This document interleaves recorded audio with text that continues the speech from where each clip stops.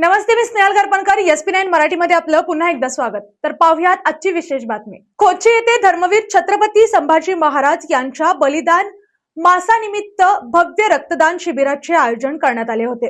कार्यक्रमाच्या सुरुवातीला छत्रपती संभाजी महाराज यांच्या प्रतिमेस पुष्पहार अर्पण करून अभिवादन करण्यात आले आणि त्यानंतर रक्तदान शिबिरास सुरुवात करण्यात आली. तर पाहुयात आजची सविस्तर बातमी. या रक्तदान शिबिराला शंभू भक्तांचा उत्स्फूर्त प्रतिसाद लाभला. तब्बल 51 शंभू भक्तांनी रक्तदान करून सामाजिक बांधिलकीचे दर्शन घडवले. सकाळी 10 वाजल्यापासून सुरू झालेल्या या शिबिरामध्ये तरुण वर्गासह विविध नागरिकांनी मोठ्या प्रमाणात सहभाग नोंदवला. या रक्तदान शिबिरासाठी महात्मा गांधी हॉस्पिटल, नवे पारगाव येथील रक्तपेढी डॉक्टर व त्यांच्या स्टाफने विशेष सहकार्य केले. त्यांच्या मार्गदर्शनाखाली संपूर्ण रक्तदान प्रक्रिया सुरळीत पार पडली.